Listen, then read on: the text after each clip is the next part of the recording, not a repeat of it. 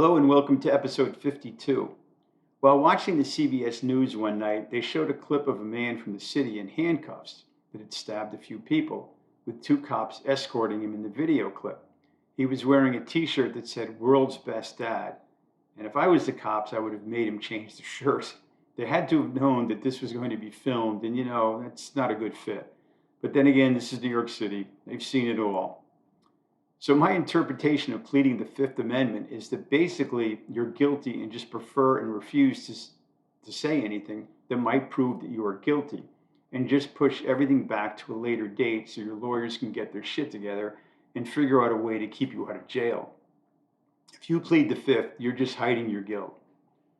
Also, I neglected to mention two comedy shows that were worth a mention, and they are both related to each other in a direct way.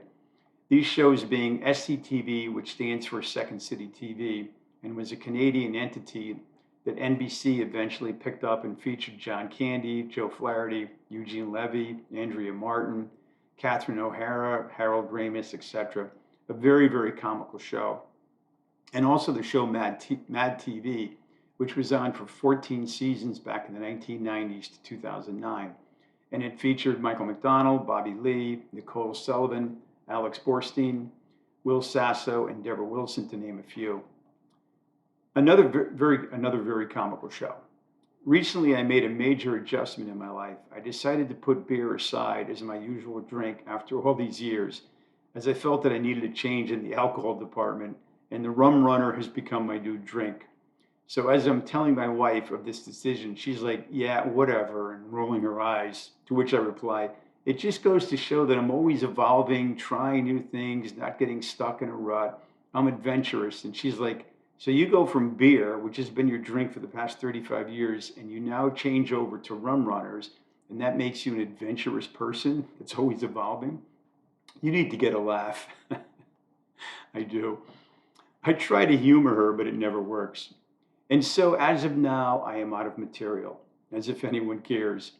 And the image that immediately comes across to me is that scene of the women and men seated in a theater, smiling and clapping, that has popped up on so many times in vignettes and comedy routines.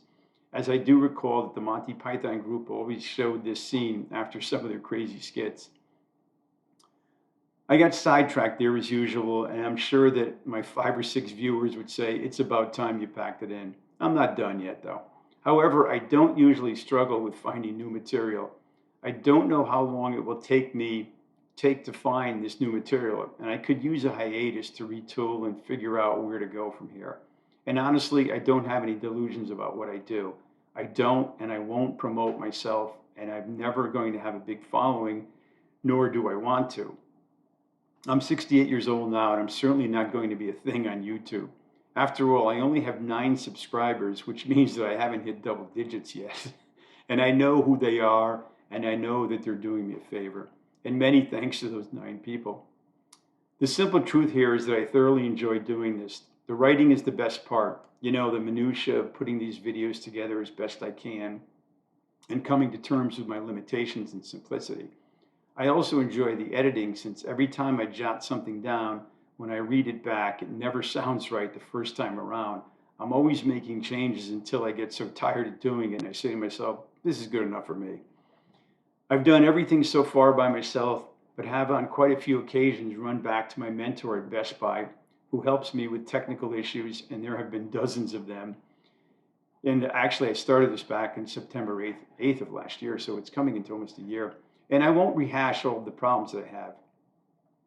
So that's it for now. I sincerely hope to be back in the next month or so. And for those who do tune in, I thank you for sharing this with me. I'm a lonely guy, and I hope to see you soon. But like I said, if you keep your eyes, ears, and hearts open, there's plenty of material out there in humanity. Take care, and my love to all.